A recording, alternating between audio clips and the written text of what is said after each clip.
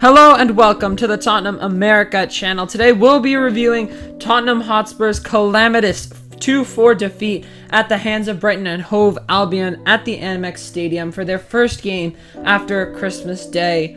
The sights were high for this game for Tottenham. Brighton were missing a lot of players. They were all the way down in 9th place in the table. They had been struggling for form. Mitoma had just been ruled out injured. Tottenham had huge hopes to continue their winning streak here, but that absolutely went the wrong way. Hinchelwood got the early goal, then Joao Pedro got a double from penalties, and Estupinian scored a cracker from outside the box, and it was 4-0. Then, in classic Tottenham style, we had to give ourselves a little bit of hope at the end of the game with Veliz and Davies scoring for Spurs. But why was this game so bad for us? Our defense, I think this game was a clear example of how much Guti Romero means for us and how much he does for us.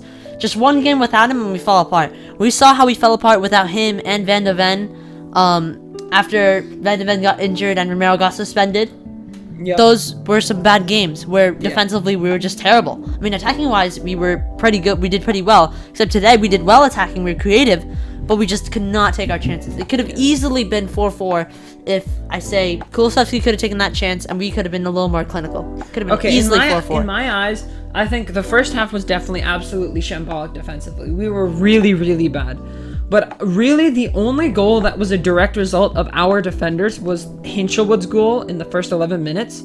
That was just a lack of ability to tackle from, I think, Davies, Royale, Højbjerg, and Sarr. Joao Pedro ran through all of them, and none of them tackled them before handing it off to Hinchelwood, who lashed it into the back of the net. Vicario absolutely kept us in it for the entire first half of the game. Even the second half, he was the only reason this game wasn't a cricket score by 20 minutes in. So we have all to thank for him. But honestly, I thought our defense was not really that bad going past the first half. But going past halftime, I thought they were actually not that bad. Yeah, I think first half really pretty much until after like the 30th minute, I think our defense kind of settled down a little bit. Yeah. Lo Celso coming on helped a lot. He started making a huge impact, but then he made a mistake. He always does this. He always plays very well, makes a huge impact, but then he makes this really small mistake. Yeah. And that was the penalty. I thought our problem today was the Højbjerg, Sarr, Kulusevski triangle. Kulusevski did not click today. Kulusevski was not clicking at all. Even he was like off with his running. He was not running well. I swear Lewis Dunk caught up with him like 4 times, and he's usually so quick. But today he was really slow. His passes were completely off, and every time he should have shot, he didn't shoot. He just held on to the ball for too long. Meaning that Richarlison was offside a fair few times off of Kulusevski's passes. His crosses were way off the mark, and to cap it all off, he took a big blow to his ankle from Lewis Dunk. Should have been a red card, by the way. Yeah, that was a bad challenge. It was a bad challenge right into the side of the ankle. Again, we're pulling out this. If this was Romero, it would have been a red card, but it's not, so it's not going to be a red card. But I think our midfield was the problem today. Nothing was clicking there, which means our attack wasn't clicking at all. And we just didn't play at all. We didn't play well at all. Honestly, despite Bissouma and his terrible performances recently, he makes us click a little bit. Attacking wise, he does make us click. Because of the way he drops down into the defense, turns around and drives the ball forward. Højbjerg just doesn't do that. He did that a little bit, but nowhere near enough. Yeah, and that's the reason that, even Bissouma, even with his disciplinary issues and the fact that he's very mistake prone, that's why he continuously gets played, is because he has an ability to actually get the ball forward, which is exactly what we need. Oh, and going back to Kulusevski, he was also the one who gave away that penalty very, very foolishly. This is the second game in a row he's done that. Held onto someone's shirt. Should have been a penalty at Everton. I don't know how it wasn't. But today we were correctly punished for it, because I just don't understand why that was not why he would do that. He's tugging on his shirt, and Welbeck, I think it was Welbeck, was so far ahead, and he just keeps tugging and tugging and tugging. Honestly, Kulusevski could have taken a step forward and done something to the ball, but instead he's just grabbing on to the Brighton player, and I think that really set our momentum off completely. Yeah, Brennan Johnson, I think, could have been a threat. He got himself into the right position, but then he just did not look have any confidence at all. He had zero confidence. Terrible touches. Got himself into the right positions, made the right runs, but could not do anything once he got the ball. Yeah. Son was disappointing today. Richarlison, no one could get the ball to him half the time. Richarlison also scored like three offside goals. Two offside goals. And then hit the he hit the post once with Son pretty good strike. Son had a really poor first half. Yeah. I think he started to click after. I feel like he was the only player that was composed.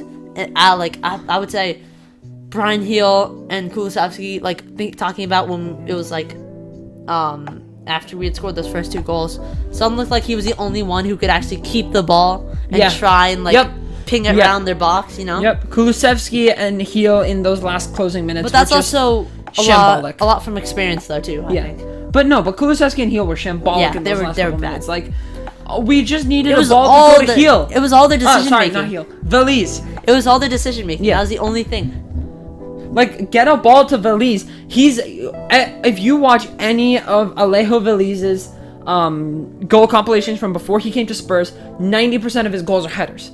He's so airily dominant. I don't understand why we could not put a single cross in towards him. Yes, they have Dunk. Yes, they have Van Heck or whatever his name is. Yes, they've got, whatever other tall defenders they had. But Veliz can get over them. At least try. Yeah. We didn't try it once. It's our best bet. But besides that, on a positive note, I'm very happy for Alejo Veliz to finally get his first goal. He's been getting like 5-minute cameos everywhere, so for him to come on before the 85th minute and get a good goal today, that I think will do a lot to boost his confidence. I think maybe one thing that Ange thought, he was like, why do Brighton keep pulling on these youngsters? They keep doing well. Why don't we do that? Why don't we do the same? But yeah, I'm happy for him. We just need to return to winning ways next game because this was absolutely terrible. And to cap things off, Kulusevski's going to be suspended next game. He got a yellow card this game. He's not going to be there for Bournemouth. So, Lo Celso has to pull up big. Like, big. I think he will. I think he can. Yeah, but the problem is he's got that mistake in him, too. He does. He does have that mistake. Yeah. Like we saw today for the penalty. Yeah. But all in all, Tottenham are the only team where in the 80th minute, you can say 4-0, what are we doing? We are the worst team in the world. And then by the 87th minute, you have hope that Tottenham are going to recover a point. With 2 goals in 4 minutes. And then we missed about 700 chances from then on. 9 minutes of added time and we hit the post once. Udogie had like 4 chances and took a shot right at the goalkeeper all 3 of the times. And the 4th time he didn't even hit the ball. No one knows how to pass in the corners. They just keep hitting it straight at Steel. And no one knows how to shoot. For the first 70 minutes, we were not shooting a single ball, and that really hurt us. Because look at Estupiñán's goal. He just hit the ball from outside the box, and it went in. Like, we were playing like those FIFA AIs who just pass the ball around the penalty box. Until they can pass it into the net, right? That's all they do. Yeah, but so we don't be able to we're not able to pass it into the net. I just don't understand what our logic was today, because we were never going to be able to play through Brighton. They play with too much defensiveness that we can't get through them. To be honest, they were going to concede. They have not kept a clean sheet this entire season. Yeah. But I feel like it could have been so much more effective if we just took on shots. Yeah. Half of the reason that Kane was so successful is because he just took on shots. Or Son took on shots and then the ball would rebound and Kane would be there. The problem with Son, though, is because sometimes he goes for too much. He definitely goes for too much. He always goes for the top corner. Yeah. He goes for that clean strike. But Kane, he did not care. Just whack it at the ball. I think that's his philosophy. If you're close in, hit it low and hard, and if you're far out, just hit something at the goal. And I think he needs to have a real talk with all of these players today. And to make matters even worse, going through the month of January, although we may be getting Van de Ven back and potentially even Maddison, we're going to be losing Son, Sarr, and Basuma to the African Cup of Nations and the Asian Gold Cup, I think it's called. I forget what it's called. Both those tournaments are happening in January, so we're going to lose those players.